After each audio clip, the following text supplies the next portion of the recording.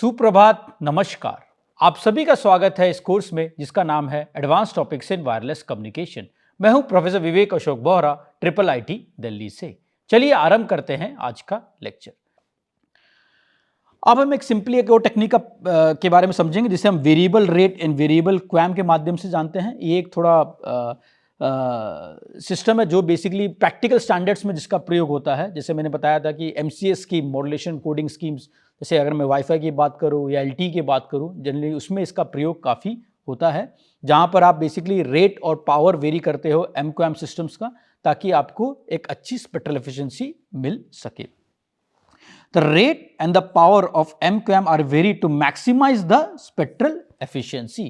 जैसे मैंने बताया, आप बेसिकली रेट और पावर आप वेरी करते हो MQM सिस्टम का, ताकि आपकी स्पेक्ट्रल एफिशिएंसी मैक्सिमाइज हो जाए for a given instantaneous probability of error rate.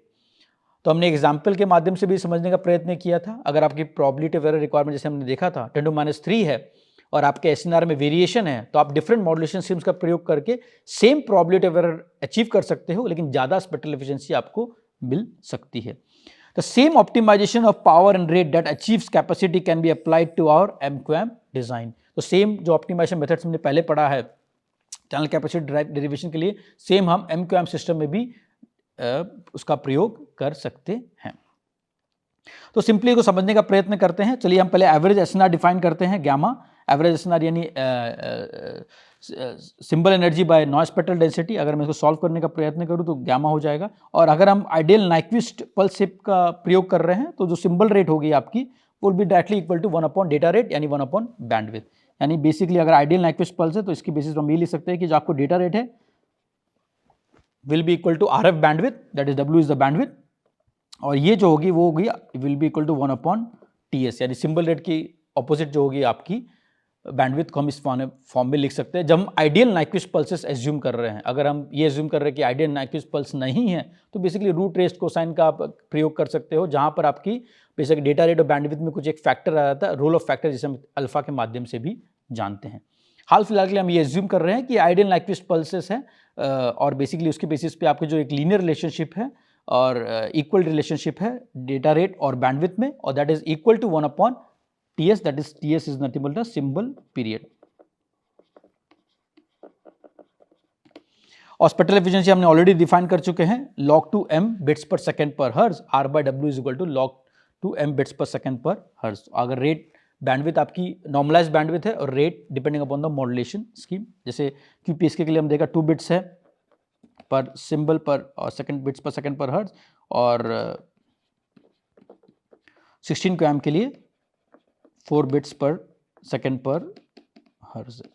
अगर मैं सेकंड पर ये 16 QAM के लिए, और अगर प्रोबेबिलिटी ऑफ एरर बात करूं QAM के लिए तो ये हमने पहले भी पढ़ा है फंडामेंटल्स ऑफ वायरलेस कम्युनिकेशन में, जहां हम दिखा सकते हैं कि प्रोबेबिलिटी ऑफ एरर को हम इस फॉर्म में लिख सकते हैं for any MQM system, for MQM system for approximation है for a given value of M and for a given SNR, हम उसे इस फॉर्म में अप्रोक्सीमेट कर सकते हो प्रोबेबिलिटी ऑफ एरर को। तो विद दिस बैकग्राउंड हम चलिए थोड़ा बहुत सॉल्व करने का प्रयत्न करते हैं कि आपको मैक्सिमम स्पेक्ट्रल एफिशिएंसी किस वैल्यू ऑफ M के लिए मिल सकती है। Thus, for a given average SNR and average BER, it can be obtained, then we can find the maximum data rate that is possible।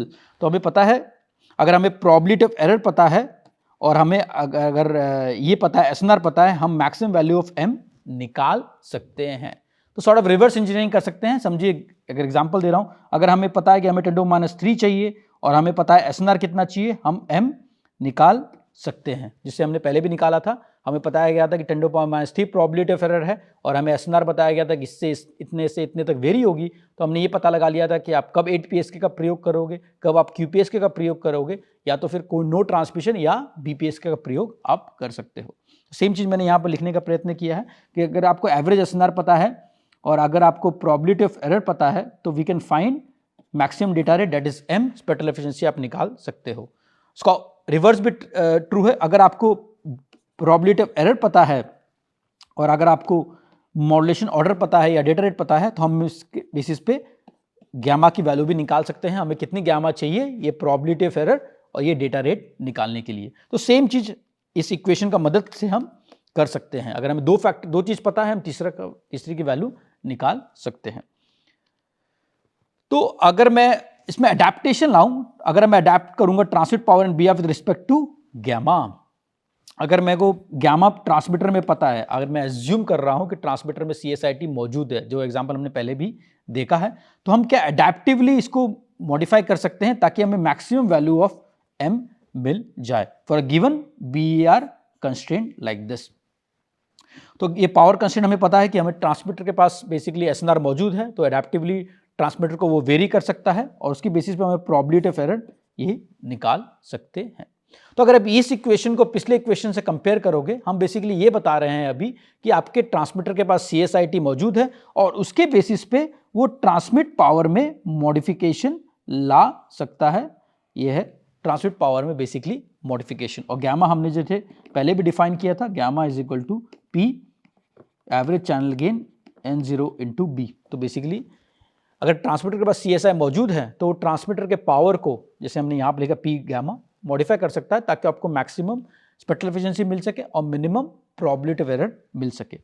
अगर मैंने इस टर्म्स को rearrange किया और हमें ऑप्टिमम m की वैल्यू निकालनी है, हमें कितनी मैक्सिमम मॉड्यूलेशन ऑर्डर मिल सकती है for a given SNR and for a given power location, हमें ये मैक्सिमाइज करना है, तो हम इसको इस फॉर्म में लिख सकते हैं जहां k की वैल्यू ये होगी। ये k जो है ये बहुत ही इंपॉर्टेंट फैक्टर है, क्योंकि अगर आप गौर फरमाओगे इसमें हमने थोड़ा इंटरेस्टिंग ऑब्जर्वेशन देखेंगे हम इसमें। बेसिकली हम इस केस में हम ये प्रयत्न कर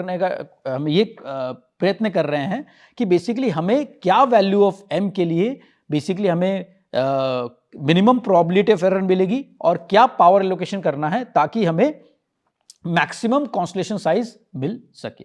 तो हमें अगर कॉन्स्टलेशन साइज को मैक्सिमाइज करना है या स्पेक्ट्रल एफिशिएंसी को मैक्सिमाइज करना है तो हमें पावर एलोकेशन किस फॉर्म में करना पड़ेगा। ठीक है, ये इंटरेस्टिंग डिफरेंस है जो हमने कैपेसिटी फॉर्मुलेशंस पहले की थी।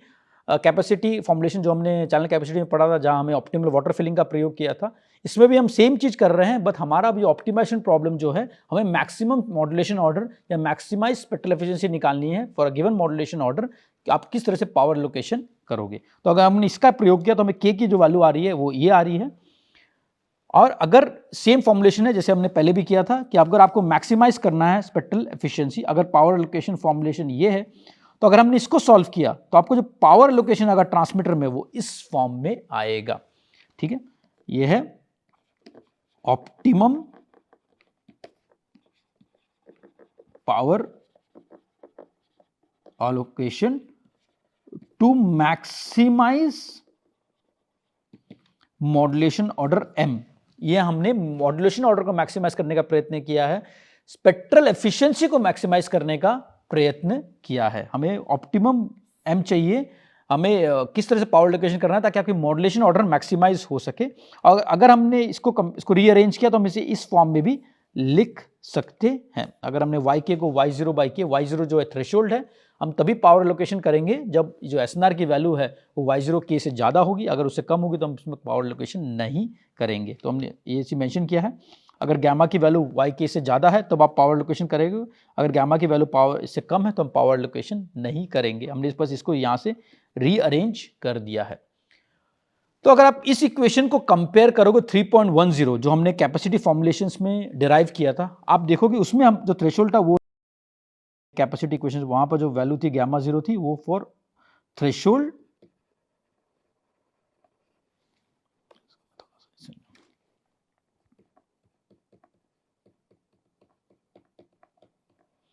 For optimum capacity. यहां पर जो 7.12 में जो थ्रेशोल्ड है वो है gamma 0/k threshold again for optimum m। अब मॉड्यूलेशन ऑर्डर को मैक्सिमाइज करने का प्रयत्न कर रहे हो, बेसिकली आप स्पेक्ट्रल एफिशिएंसी को मैक्सिमाइज करने का प्रयत्न कर रहे हो। इसमें प्रीवियस 3.10 में था वो था हमने कैपेसिटी को मैक्सिमाइज करने का प्रयत्न किया था SNR के बेसिस पे, पावर लोकेशन के बेसिस पे। यहाँ पर हम थ्रेशोल्ड जो होता है वो बेसिकली हम इस तरह सिलेक्ट करें ताकि आपकी जो मॉड्यूलेशन ऑर्डर है वो मैक्सिमाइज हो सके। तो ये मेन डिफरेंस है 3.10 और 7.10 जब हम मैक्सिमाइज करने का प्रयत्न कर रहे हैं। तो अगर आप देखोगे पावर कंस्ट्रेंट जो हमने देखा है पिछली स्लाइड में, उसको इस तरह से मॉडिफाई कर सकते हैं। जो पावर कंस्ट्रेंट आपने 7.11 में देखा है उसको हम इस तरह से मॉडिफाई कर सकते हैं। और अगर हमें इंस्टेंटेनियस स्पेक्ट्रल एफिशिएंसी निकालनी है तो हम इसे इस फॉर्म में निकाल सकते हैं, log 2m log 2 gamma by gamma k। तो gamma जो है आपका इंस्टेंटेनियस एसएनआर है और gamma k की जो वैल्यू हमने लिखी है gamma 0 by k। ये जो gamma k है ये है nothing but gamma 0 by k, ठीक है।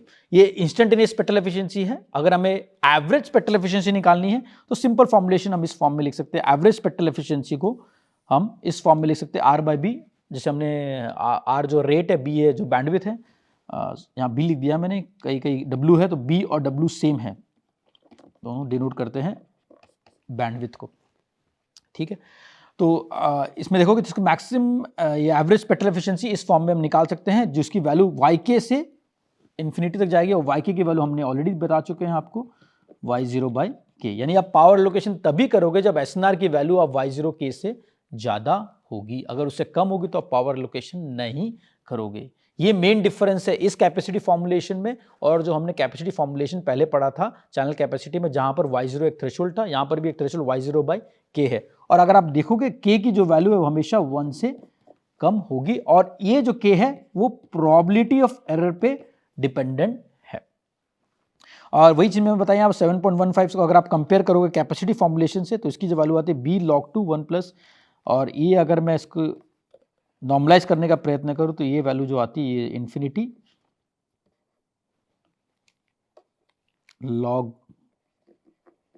2 gamma by gamma 0 p gamma dy। तो अगर आप इसको कंपेयर करोगे 7.15 से, ये भी नॉर्मलाइज्ड है वो भी नॉर्मलाइज्ड है, तो आप देखोगे जो मेन डिफरेंस है वो yk के माध्यम से है। तो yk की जो वैल्यू है वो y0 by k है, क्योंकि दोनों में मोटिवेशन अलग अलग है। पहले वाले में हम सिर्फ नॉर्मल कैपेसिटी मैक्सिमाइज करने का प्रयत्न कर रहे थे, इसमें हम स्पेक्ट्रल एफिशिएंसी मॉड्यूलेशन ऑर्डर के माध्यम से मैक्सिमाइज करने का प्रयत्न कर रहे हैं। हमें क्या मॉड्यूलेशन ऑर्डर पे मैक्सिमम कैपेसिटी अचीव हो सकती है, और जो k है वो एक फैक्टर है प्रोबेबिलिटी ऑफ एरर का।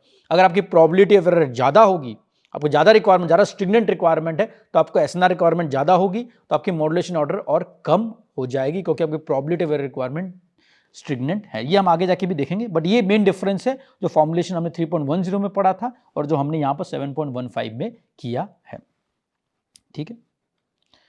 तो इफ यू कंपेयर 7.15 एंड 3.11, जो मैंने पहले भी बताया, there is effective power loss of k for adaptive QAM as compare to the capacity achieving scheme. अगर मैं MQAM की कैपेसिटी अचीविंग स्कीम से कंपेयर करूं जो हमने पहले 3.10 में किया था, तो पावर लॉस है k का, k की वैल्यू हमेशा 1 से कम है, यानी आपको ज्यादा एसएनआर की जरूरत पड़ेगी MQAM scheme में to achieve the same capacity what you were achieving in 3.10. Thus, if a capacity of a feeding channel is r bits per second per hertz at SNR of gamma, uncoded, ये ध्यान रखने की जरूरत है, हमने अभी तक कोडिंग का प्रयोग नहीं किया है, हमने सिर्फ अनकोडेड MQAM के माध्यम से समझाने का प्रयत्न किया है। requires a received SNR of gamma y to achieve the same rate, ये बहुत ही महत्वपूर्ण कंक्लूजन है। अगर आपको कैपेसिटी जो मिल रही थी वो r bits per second per hertz मिल रही थी for a same average SNR of gamma 3.10 में, अगर आपको 7.15 में m की वैल्यू निकालनी है तो वो उसकी जो वैल्यू निकलेगी वो इतनी एसएनआर की आपको आवश्यकता लगेगी सेम कैपेसिटी ऑब्टेन करने के लिए, और क्योंकि k की जो वैल्यू है वो 1 से कम है, यानी आपको ज्यादा एसएनआर लगेगा MQAM में, अनकोडेड MQAM में, अगर आपको सेम कैपेसिटी प्राप्त करनी है। और जो k की वैल्यू है वो प्रोबेबिलिटी ऑफ एरर पे डिपेंडेंट है। अगर आप देखो k is directly proportional to probability of error, अगर आप k की वैल्यू यहां देखोगे is directly proportional to probability of error ln pb, ठीक है। जैसे आपकी प्रोबेबिलिटी ऑफ एरर ज्यादा होगी k की वैल्यू कम हो जाएगी, यानी आपको ज्यादा एसएनआर की रिक्वायरमेंट पड़ेगी। तो ये बेसिकली अगर आप इसको इंट्यूटिवली समझने का प्रयत्न करोगे तो इसमें बेसिकली एक मेन, अगर आपको टेक अवे आपको लेना है जो डिस्कशन हमने किया है अभी तक, उससे ये मेन टेक अवे ये है कि जब आप एक सेनेंस कैपेसिटी जो है वो अपर थ्योरेटिकल लिमिट है जो आपको मैक्सिमम पॉसिबल है फॉर अ गिवन एसएनआर।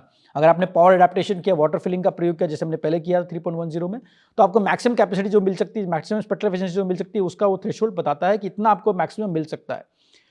और आज जो हमने पढ़ा है वो अगर आप देखोगे MQAM के पर्सपेक्टिव में, अगर आप अनकोडेड MQAM का प्रयोग कर रहे हो, अगर आपको सेम कैपेसिटी अचीव करनी है विदाउट कोडिंग, तो आपको इतनी ज्यादा एसएनआर की और जरूरत पड़ेगी MQAM सिस्टम में। तो ये जो गैप है जो थ्योरेटिकल लिमिट जो आपको पॉसिबल है 3.10 से, और जो आपको एम क्यू एम में जो पॉसिबल है 7.15 में, इसको हम जनरली कोडिंग गेन के माध्यम से जानते हैं। तो अगर आप एम क्यू एम सिस्टम में कोडिंग का प्रयोग करोगे तो ये गैप को आप श्रिंक कर सकते हो, कम कर सकते हो। तो आपको जो maximum theoretical possible 3.10 capacity formulation से और जो एम क्यू एम के बीच में जो गैप है उसे हम जनरली केडीबी गैप कहते हैं, उसे हम कोडिंग गेन गैप कहते हैं। तो K is a maximum possible coding gain for adaptive QAM method. ये काफी इंपॉर्टेंट कंक्लूजन है। तो हमने देखा है कि अगर आपको ऑप्टिमम आप निकाल सकते हो इससे, लेकिन ऑप्टिमम एम जो वैल्यू मिलेगी आपकी वो ऑब्वियसली थ्योरेटिकल लिमिट से कम होगी क्योंकि ये अनकोडेड QAM है। अगर आप कोडिंग का प्रयोग करोगे तो ये गैप को आप कम कर सकते हो। तो बेसिकली अगर आप एम QAM के साथ अगर कोई पावरफुल कोड या टर्बो कोड या LDPC या पोलर कोड्स का प्रयोग करोगे तो ये गैप को आप और कम कर सकते हो और काफी हद तक theoretical efficiency, maximum possible theoretical efficiency आप अचीव कर सकते हो। तो अगर सिंपली मैं इसको एक प्लॉट के माध्यम से समझाने का प्रयत्न करूं तो अगर आप समझिए आपको ये एक रफ प्लॉट है। अगर आपकी SNR बढ़ रही है और अगर आपकी स्पेक्ट्रल एफिशिएंसी मैंने यहाँ डिनोट किया है बिट्स पर सेकेंड पर हर्ज में, तो अगर मैं 3 प्लॉट करूंगा तो पहले अगर समझिए SNR, जैसे यहाँ पर SNR बढ़ रहा है, एवरेज SNR अगर मैं नोट करूंगा गामा से, अगर पहला प्लॉट आपका ये, तो ये पहला कर्व आप देखोगे ये बेसिकली मैक्सिमम थ्योरेटिकल कैपेसिटी जो हमने 3.10 में C की वैल्यू निकाली थी, C is equal to gamma 0 to infinity log 2, ये C बाई बी में करता है स्पेक्ट्रल एफिशिएंसी, तो bits per second per hertz log 2 gamma by gamma 0 p y d y. तो ये एवरेज SNR के बेसिस पे आपकी मैक्सिमम पॉसिबल थ्योरेटिकल एफिशिएंसी है। अगर मैं एम क्यू एम सिस्टम की बात करूं तो उसको मैं इस तरह से प्लॉट कर सकता हूं एक एम क्यू एम सिस्टम को।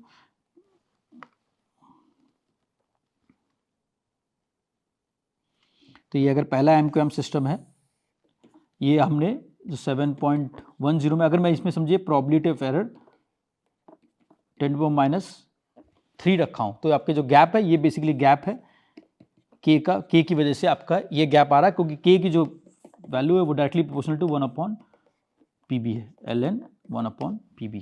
सिमिलरली मैं अगर प्रोबेबिलिटी ऑफ एरर स्टिग्नेंट रिक्वायरमेंट और स्टिग्नेंट कर देता हूं, अगर प्रोबेबिलिटी ऑफ एरर रिक्वायरमेंट और स्टिग्नेंट कर देता हूं तो ये मुझे ये सेम है प्रोबेबिलिटी ऑफ एरर के लिए 10⁻⁶। ये भी K का गैप है, लेकिन इसमें क्योंकि प्रोबेबिलिटी ऑफ एरर की रिक्वायरमेंट बढ़ गई है तो आपकी बात बेसिकली आपकी जो परफॉर्मेंस एफिशिएंसी की for this are true for M Q M for different PB. ठीक है, तो ये आप देखो कि गैप, अगर मैं कोडिंग का प्रयोग करूंगा, अगर समझिए मैंने कोडिंग का प्रयोग किया, अगर मैंने जस्ट एग्जांपल दे रहा हूं, अगर मैंने कोडिंग का प्रयोग किया तो जो ग्रीन कर्व है, तो ग्रीन कर्व अगर मैंने कोडिंग का प्रयोग किया फॉर हायर SNR, तो इसको फिर मैं इस तरह से ला सकता हूं। तो ये विथ कोडिंग हो जाएगा, विथ MQM प्लस कोडिंग। आप ये गैप को और कम कर सकते हो। और अगर मैं इसको साफ साफ और लिखने का प्रयत्न करूं तो ये MQM विदाउट कोडिंग है, ये विदाउट कोडिंग है, ये विथ कोडिंग है। ठीक है, ये डिफरेंस आपको समझ में आ रहा होगा, क्योंकि एम क्यू एम सिस्टम मैंने स्पेक्ट्रल एफिशिएंसी निकालने की कोशिश की अनकोडेड के लिए, तो जैसे प्रोबेबिलिटी अगर बढ़ेगी तो ऑब्वियसली बात है रिक्वायरमेंट अगर बढ़ेगी तो आपकी बेसिकली आप लोअर मॉड्यूलेशन में ट्रांसमिट करोगे, लोअर मॉड्यूलेशन ट्रांसमिट करोगे तो आपकी ऑब्वियसली बात स्पेक्ट्रल एफिशिएंसी कम हो जाएगी। ये चीज इसमें दर्शाता है। तो इससे हमने समझा कि आप basically different M forms of M Q M का प्रयोग कर सकते हो और डिफरेंट स्पेक्ट्रल एफिशिएंसी आप प्राप्त कर सकते हो।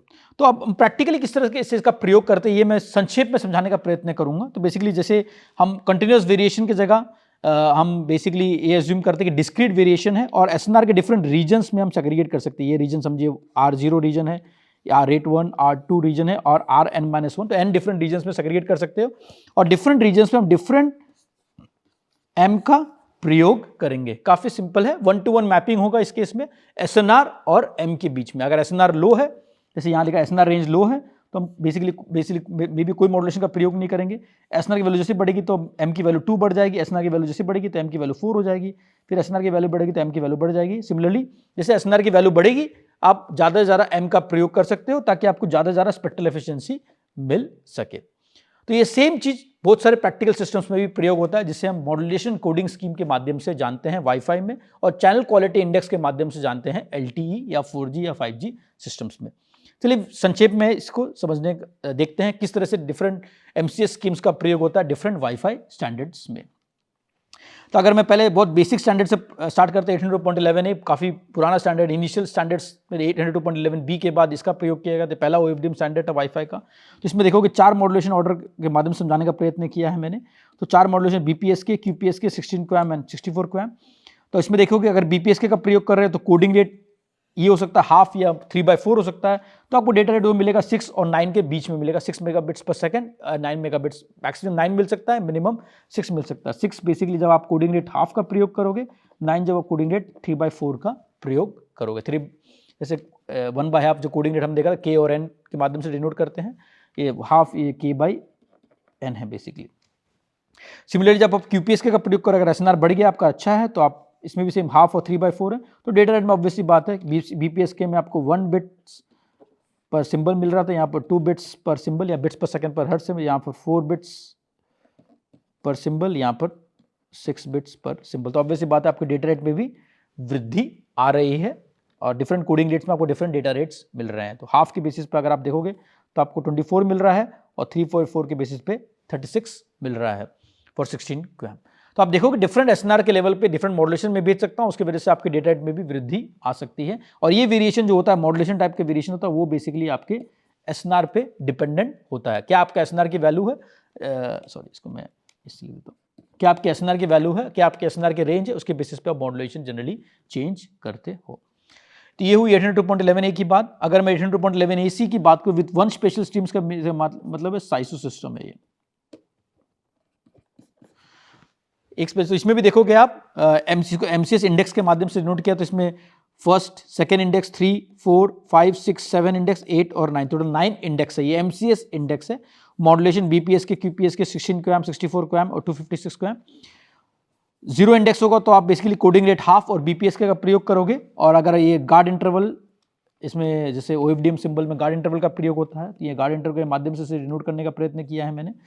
और बैंडविड्थ 20 मेगाहर्ट्ज में डिफरेंट आप बैंडविड्थ का प्रयोग कर सकते हैं, 20 मेगाहर्ट्ज, 40 मेगाहर्ट्ज, 80 मेगाहर्ट्ज और 160 मेगाहर्ट्ज तक जा सकता है इसमें। तो अगर आप डेटा को BPSK में अगर आप यूज कर रहे हो तो आपको डेटा रेट जो मिलेगा 20 मेगाहर्ट्ज के 6.5, अगर आप 400 नैनोसेकंड गार्ड इंटरवल का प्रयोग कर रहे हो तो 7.2। तो देखोगे आप इस चेंज में वेरिएशन आया है। सिमिलरली अगर आप QPSK मॉड्यूलेशन का प्रयोग कर रहे हो, कोडिंग रेट 2 पॉसिबल, इसमें हाफ और 3/4 जो हमने 802.11a में भी देखा था। तो आपके डेटा रेट में 13 और 19.5, और जैसे आपने गार्ड इंटरवल थोड़ा कम किया, हाफ कर दिया, तो आपके डेटा रेट में थोड़ी वृद्धि आ जाएगी, क्योंकि आपके OFDM सिंबल ड्यूरेशन कम हो जाती है, टोटल सिंबल ड्यूरेशन कम हो जाती है, तो आपके डेटा रेट में ऑब्वियसली बात है वृद्धि हो जाती है। सिमिलरली जैसे आप बैंडविड्थ बढ़ाओगे, आपके डेटा रेट में भी वृद्धि आ रही है। तो इसमें दिखाने का मेरा प्रयत्न ये है कि जैसे आप मॉड्यूलेशन ऑर्डर चेंज करते हो डिपेंडिंग अपॉन द SNR, आपकी डेटा रेट में वृद्धि आ रही है। जैसे आप कोडिंग चेंज कर रहे हो, जिससे इसलिए हम इसे मॉड्यूलेशन एंड कोडिंग स्कीम कहते हैं। जैसे आप मॉड्यूलेशन चेंज कर रहे हो और या कोडिंग स्कीम चेंज कर रहे हो, तो आपके डेटा रेट में भी चेंजेस आ रही है। सिमिलरली मैं 64 QAM का प्रयोग करूंगा, अगर 7 MCS का प्रयोग करूंगा, तो आप कोडिंग रेट 5/6 कर सकते हो, और आपको डेटा रेट जो मिलेगा 60.55, 8 नैनोसेकंड्स के लिए, 72.2 4 नैनोसेकंड गार्ड इंटरवल के लिए, और बैंडविड्थ 20 मेगाहर्ट्ज। ठीक, तो सिमिलरली हम इस तरह से मैपिंग कर सकते हैं। अगर मैं सिमिलरली 802.11ac की बात करूं, अगर 8 स्पेशल स्ट्रीम्स का प्रयोग करूं, यानी ये 8x8 माइमो सिस्टम है। पिछले केस में देखा 1x1 साइसो सिस्टम था, ये 8x8 माइमो सिस्टम है। सेम चीज है, बट इसमें आप देखोगे क्योंकि 8x8 माइमो सिस्टम से थ्योरेटिकली आपकी जो थ्योरेटिकल डेटा रेट पॉसिबल है वो 8 इंटू साइसो है, that is special multiplexing game, जिसे हमने विस्तार में माइमो सिस्टम में पढ़ा था।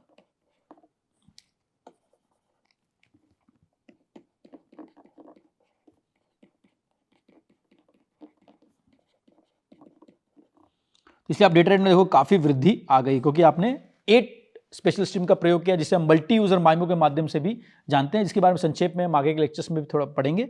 इसमें देखो कि सेम चीज है, 0 MCS इंडेक्स 1, 2, 3, 4, 5, 6, 7, 8, 9। तो डिफरेंट MCS स्कीम्स में आप डिफरेंट मॉड्यूलेशंस का प्रयोग कर रहे हो और डिफरेंट कोडिंग रेट का प्रयोग कर रहे हो। हाफ पहले केस में अगर MCS इंडेक्स 1 है तो आप हाफ का प्रयोग करोगे, MCS इंडेक्स 2 है तो आप 3/4 का प्रयोग करोगे। सिमिलरली अगर 6 की बात करो इस केस में 64 QAM तो आप 3/4 का प्रयोग करोगे कोडिंग और आपको डेटा रेट मिलेगा 468, क्योंकि इसमें 8 स्पेशल स्ट्रीम्स है तो आपकी 8 टाइम्स डेटा साइज सिस्टम से बढ़ जाएगी। सिमिलरली अगर 400 नैनोसेकंड गार्ड इंटरवल है आप 520 आप डेटा रेट अचीव कर सकते हो। तो एक बहुत ही सिंपल मैपिंग देखा है, जैसे आपने कोडिंग और मॉड्यूलेशन रेट में चेंजेस लाए हैं, आपके डेटा रेट में भी चेंज आ गए हैं। और जैसे आप साइज सिस्टम से माइमो सिस्टम्स की तरफ बढ़ रहे हो, single input single output system से 8 स्पेशल सिस्टम की तरफ बढ़ रहे हो, तब भी आपके डेटा रेट में वृद्धि आई है। तो ये मेन चेंजेस है वाईफाई सिस्टम्स में। आप या तो मॉड्यूलेशन चेंज कर सकते हो, या तो कोडिंग चेंज कर सकते हो, या तो गार्ड इंटरवल चेंज कर सकते हो, या तो फिर बेसिकली आप मल्टी यूजर माइमो का प्रयोग करके भी डेटा रेट में वृद्धि ला सकते हो।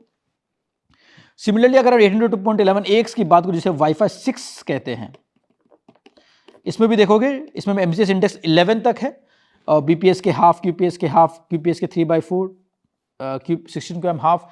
और सिमिलरली अगर आप देखोगे उसी रेट में आपके डेटा रेट में भी वृद्धि आई है।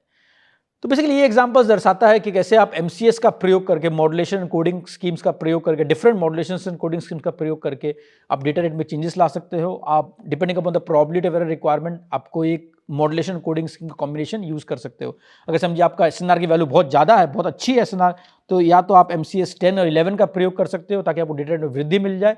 अगर आपकी SNR की वैल्यू काफ़ी कम है, एस्टिमेटेड SNR जो ट्रांसमिट में एस्टिमेट किया वो काफ़ी कम है, तो आप या तो MCS 0-1 का प्रयोग करके आप डेटा रेट में कॉम्प्रोमाइज़ कर सकते हो for same probability of error. तो ट्रांसमीटर के पास ये टूल मिल जाता है जो डिफरेंट MCS का प्रयोग करके ये डेटा रेट में चेंज ला सकता है for same probability of error. अगर मैं LTE की बात करूं, जैसे 4G सिस्टम्स की बात करूं, रिलीज 12 और रिलीज 13 में सेम चीज़ का आप देखोगे। इसमें जैसे MCS की जगह CQI कहा जाता है, channel quality index, CQI channel quality index. और मॉड्यूलेशन आप देखो QPS के 16 QAM, 64 QAM, कोड रेट इसमें भी वेरिएशन हुआ है। K/N की अगर मैं बात करूं तो इसमें वेरिएशन है। बिट्स पर रिसोर्स एलिमेंट, RE से इज रिसोर्स एलिमेंट,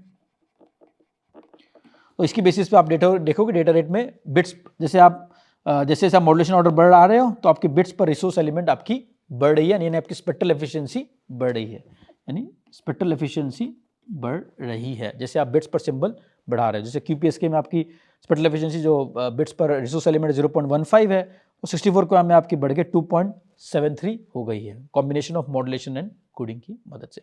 सिमिलरली अगर रिलीज 12 के आगे बात करूँ तो वहाँ पर आप देखो 256 QAM का भी प्रयोग हुआ है रिलीज 12 और उसके बाद LTE में। तो आपकी जो ये है बिट्स पर रिसोर्स एलिमेंट या स्पेक्ट्रल एफिशिएंसी आपकी काफ़ी बढ़ गई है, क्योंकि आपकी मॉड्यूलेशन ऑर्डर काफ़ी बढ़ गई है, क्योंकि आप 256 QAM का प्रयोग कर रहे हो, यानी 8 बिट्स पर सिंबल का प्रयोग कर रहे हो, तो ऑब्वियसली बात है आपकी मॉड्यूलेशन ऑर्डर काफ़ी बढ़ गई है। 256 QAM यानी 8 बिट्स पर सिंबल या bits per second per hertz for 256 QAM। तो बेसिकली ये सब एग्जांपल दर्शाता है किस तरह से आप ट्रांसमीटर में, अगर CSIT मौजूद है, आपको पता है कि ट्रांसमीटर में SNR क्या होगी रिसीवर पे, उसका प्रयोग करके आप डिफरेंट मॉड्यूलेशन कोडिंग का प्रयोग कर सकते हो और आपकी डेटा रेट में वृद्धि ला सकते हो for same probability of error. तो ये बहुत ही इंपॉर्टेंट टूल है ट्रांसमीटर के पास, और डिफरेंट स्टैंडर्ड्स का प्रयोग करते हैं ताकि यूजर को ज़्यादा डेटा रेट मिल सके, वो एक्सप्लॉयट कर सके SNR को, ताकि आपकी बेसिकली सेम परफॉर्मेंस मेंटेन करने के साथ ही आपको ज़्यादा स्पेक्ट्रल एफिशिएंसी यानी ज़्यादा डेटा रेट प्राप्त हो सके। तो इसी के साथ आज का लेक्चर समाप्त होता है। धन्यवाद।